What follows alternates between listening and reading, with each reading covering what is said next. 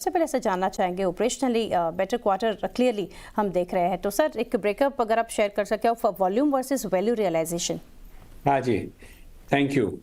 देखिए, रियलाइजेशन तो इम्प्रूव हुआ है ऑलरेडी और अब फर्दर होने जा रहा है। 10% वॉल्यूम बढ़ा है, 4% प्राइस बढ़ा है और अब मैं उम्मीद करता हूँ कि जो प्राइसेस बढ़ने थे हमारे वो कुछ बढ़ चुके हैं और अब जो प्राइसेस हैं दे वेरी नियर द जो इम्पोर्ट प्राइस है उसके बहुत करीब पहुँच गए हैं। जी, तो sir give us a sense of update on domestic market performance versus Europe operations. जी, डोमेस्टिक मार्केट जो है वो तो अभी बहुत वाइब्रेंट है। डिमांड फर्म है और माल अच्छे से बिक रहा है, प्रोडक्शन पूरा आ रहा है। जो सेलिंग प्राइस ठीक हो गई है। सो जनरली स्पीकिंग अभी तो रनवे क्लियर लग रहा है।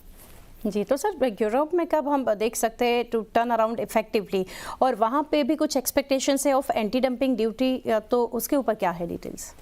यूरोप में ऑलरेडी एंटी डंपिंग ड्यूटी है। ओके। ये अभी चालू है। और वहाँ पे अब तक तो कुछ खराबी था, यानी कि बहुत मार्केट डाउन था।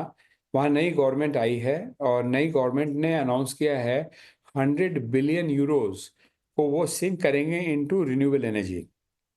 दूसरी चीज़ है, यूरोपियन यूनियन पार्लियामेंट ने कहा है कि 40% इंस्टॉलेशन डोमेस्टिकली मैन्युफैक्चर्ड मॉड्यूल से होना चाहिए। सो इसमें काफ़ी उम्मीद है कि हमारा जो टोटल वहाँ प्रोडक्शन है बिक जाना चाहिए और जल्दी ही सरकार के से हम कुछ सुनना चाहते हैं।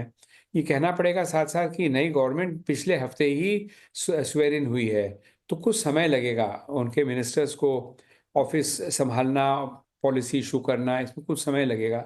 इसकी इंतज़ार है, लेकिन उम्मीदें अच्छी हैं।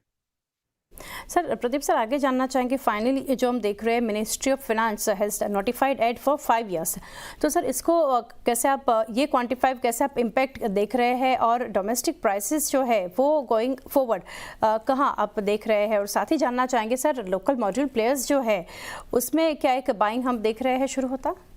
जी, पूरे मॉड्यूल मेकर्स खरीद रहे हैं, बहुत आराम से खरीद रहे हैं। सबका प्रोडक्शन, हम तो अकेले नहीं हैं, सोलर ग्लास में और भी मैन्युफैक्चरर्स हैं, सबका माल बिक रहा है। मेरे ख्याल से किसी के घर में माल अभी अटका हुआ नहीं है, पहली बात है। और दूसरी बात यह है कि देखिए 5 साल का रनवे काफ़ी लंबा होता है कोई भी इंडस्ट्री के लिए। और यदि सब कुछ जब सही लग रहा है तो अभी तो कोई वैसे रोड ब्लॉक नज़र नहीं आ रहा है किसी प्रकार का। जी सर, डेफिनेटली। तो sir for FY26 on top line, margins and bottom line, क्या गाइडेंस आप शेयर करना चाहेंगे?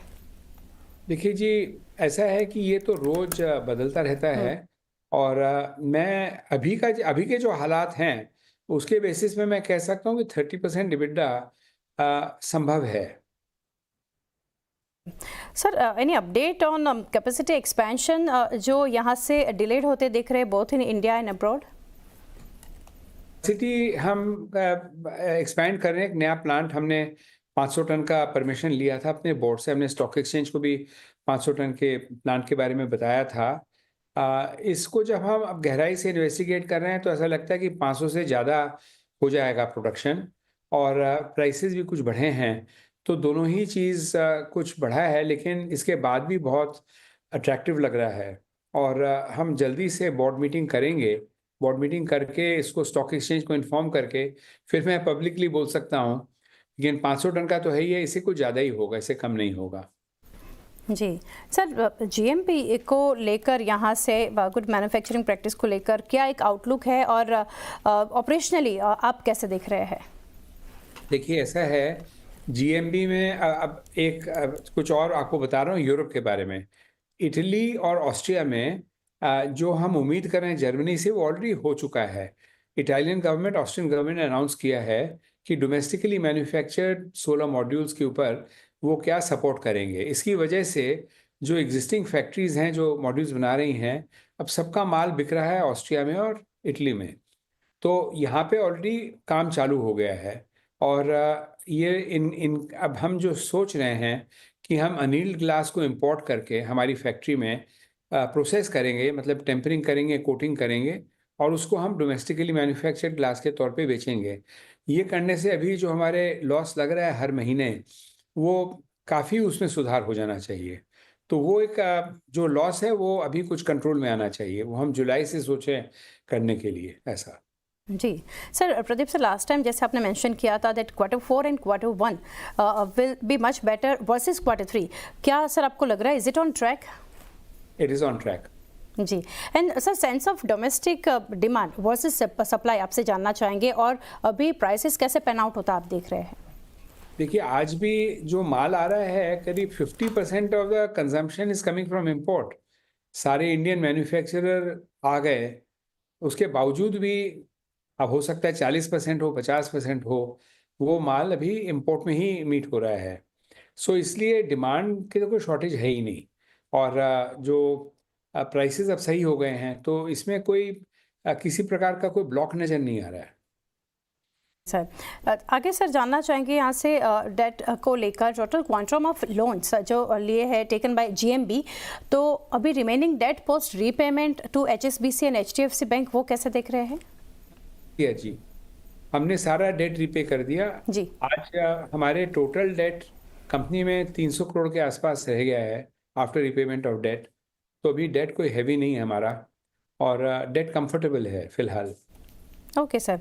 और सर, CDLC के ऊपर भी जानना चाहेंगे, total quantum of CDLC provided by Borosil renewables कैसे है, और अगर देखने जाए कुछ पेंडिंग टुवर्ड्स GMB यहाँ से देख रहे हैं CDLC? SBLC, standby letter of credit जी, होता है, SDLC, यस। वो टोटली अब वो तो कैंसिल हो गया। जो हमने इशू किया था जी। कि वो अगेंस्ट में हमने पेमेंट कर दिया। तो आज जो डेट है वो उसके संबंध में सारा डेट कैंसिल हो गया। और GMB भी है, GMB नाउ ओज मनी। अब वो GMB को हमने उधार दिया है बोरोसिल रिन्यूएबल्स ने। तो कोई ऐसे प्रेशर पॉइंट एक्सटर्नल क्रेडिटर का नहीं है GMB के लिए। जी। तो जो उसको ओन करता है उसी का ही एक तरह से है क्रेडिट। जी सर, प्रदीप सर, काफ़ी डिटेल्स आपके साथ आपने हमारे साथ शेयर की।